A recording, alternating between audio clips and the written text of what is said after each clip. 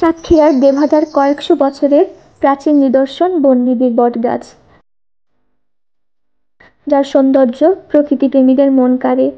এই ঐতিহাসিক বটতলাকে ঘিরে রয়েছে কয়েকশো বছরের ইতিহাস, ঐতিহ্য ও সংস্কৃতি।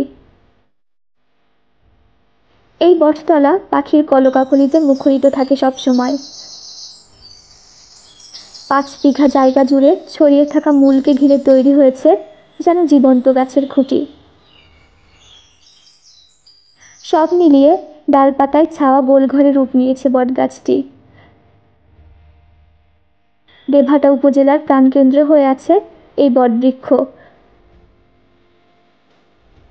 স্থানীয়ভাবে এই স্থানটি বটতলা বা বনবিবিতলা নামে পরিচিত।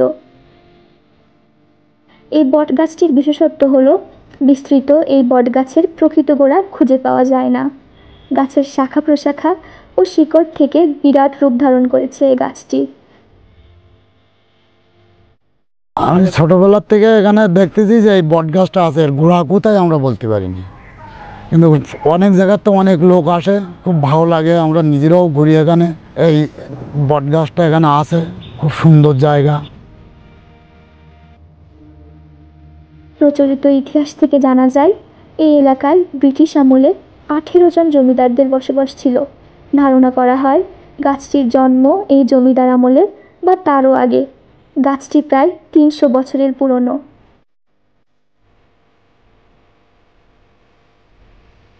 জনশ্রুতি রয়েছে কয়েকশো বছর আগে সেখানে জঙ্গল ছিল। বনে যাওয়ার আগে বনবিবিকে স্মরণ করত সবাই। সেই থেকেই বনবিবির বটতলা হিসেবে পরিচিতি লাভ করে জায়গাটি। অনেকে বিশ্বাস করেন বনবিবিকে স্মরণ করে বনে গেলে বিপদাপদ থেকে রক্ষা পাওয়া যায়। বনবিবির বটতলা সম্পর্কে এলাকাবাসীর মত, এখানে আসছি আমার পরিবার সহ। আসার পরে মানুষের কাছে শুনলাম যে বিশাল একটা বটগাছ আছে, অনেক আগের পুরানো বটগাছ। এখানে আসলাম পরিবার সহ, এসে দেখলাম যে পরিবেশটা খুবই সুন্দর। আর একটা বটগাছ থেকে যে এতটুকু পরিমাণ গাছ সৃষ্টি হয়েছে, এটা দেখার মতো একটা সৌন্দর্য, অনেক সুন্দর, দেখতেও খুবই ভালো লাগে।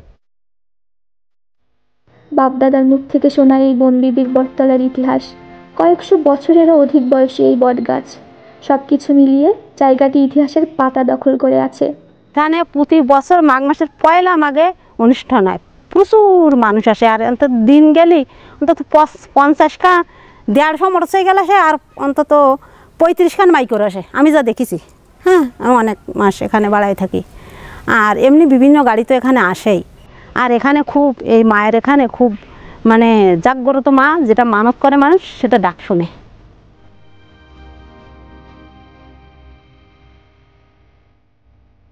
পহেলা মাঘে সেখানে হাজত মেলা বসে। এছাড়াও প্রতি বছর পহেলা বৈশাখে উপজেলা প্রশাসনের উদ্যোগে বনবিবির বটতলায় পান্তা ইলিশ খাওয়ার ধুম পড়ে। দূর দূরান্ত থেকে মানুষ আসেন নববর্ষ উদযাপন করার জন্য। নাচ, গান ও আনন্দে মেতে ওঠেন সবাই।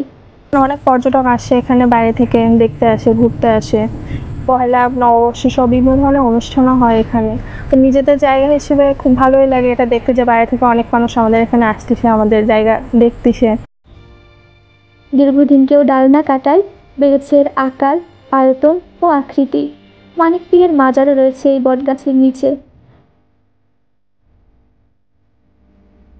গাছটির বিস্তৃত শাখা প্রশাখায় দর্শনার্থীরা তাদের স্মৃতিচিহ্ন লিখে রাখেন ভালোবাসার মানুষের নাম, কেউ বা লেখেন প্রিয়জনের নাম। বনবিবির বটতলা পুলকিত করে মনকে। বটের ছায়ায় প্রশান্তি পায় সকলে, যেন বনবিবির বটতলা হাতছানি দিয়ে ডাকছে। আপনারা সকলেই জানেন যে আমাদের এখানে একটা খুব সুন্দর জায়গা, যাকে বলা হয় বনবিবির বটতলা। যেভাবে আসবেন আপনারা বনবিবির বটতলায়, বাংলাদেশের যে কোনো জায়গা থেকে সাতক্ষীরা এসে খুব সহজেই ভ্রমণ করা যায় বনবিবির বটতলা। সাতক্ষীরা বাস স্ট্যান্ড থেকে সাতক্ষীরা কালীগঞ্জের বাসে চড়ে নামবেন সখীপুর মোড়ে।